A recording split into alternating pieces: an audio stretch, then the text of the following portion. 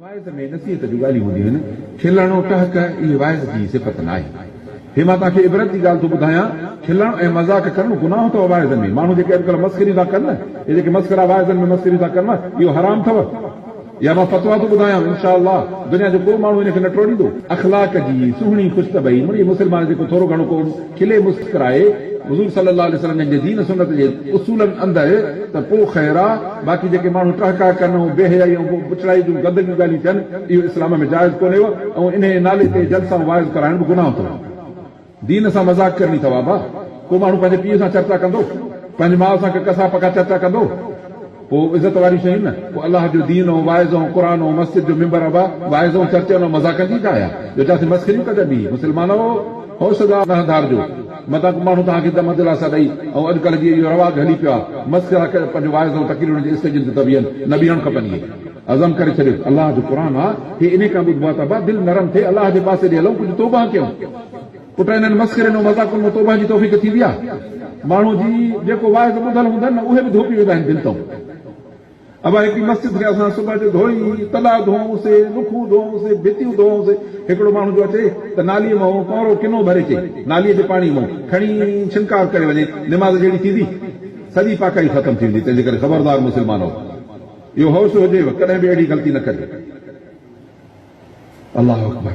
पुराणे ज़माने में मस्करा हूंदा हुआ, मस्करियूं कंदा हुआ, उहे मस्जिदनि में थींदियूं। उनजो इश्तिहार जलसे जो छपिबो, चइबो त परियो मस्करो अचे थो, मस्करी कंदो, माण्हुनि खे खिलाईंदो। शादी वादियुनि में माण्हू कंदा, सो बि चङो न कंदो, ईअं रवाजी सवाजी माण्हू कंदा। ऐं हाणे दीन इस्लाम जे नाले ते मस्करी।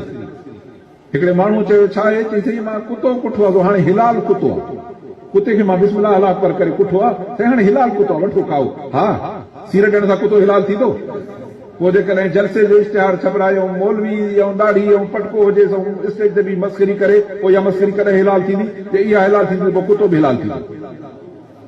ख़बरदार मुस्लमानो, ख़्यालु कजो, कॾहिं बि अहिड़ी ग़लती न कजो। अब्बा, दीन सां माण्हू गुनाहगार हज़ार हुजे, पर यार दीन सां, दीन जे ॻाल्हियुनि सां मज़ाक ऐं मस्करी, इहा ॾाढी ॾुखी ॻाल्हि आहे।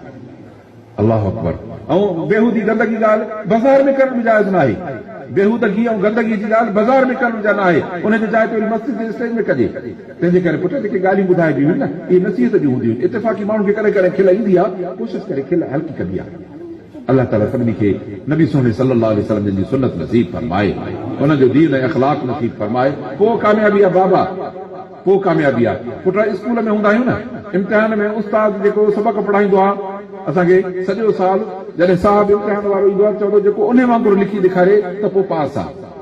जेकॾहिं असांजी ज़िंदगी में नबी सोने सल्लल्लाहु अलैहि वसल्लम जी सुन्नत, उनजो तरीक़ो, उनजो अख़लाक असां वटि लधो त पोइ अलाह वटि पास थींदासीं। पर जेको उस्ताद पढ़ाए जे ख़िलाफ़ लिखी ईंदो त उनखे साहिब नापास कंदा स्कूल में। जे असांजी ज़िंदगी में नबी सोने सल्लल्लाहु अलैहि वसल्लम जी सुन्नत ख़िलाफ़ हूंदी त असां नापास थींदासीं।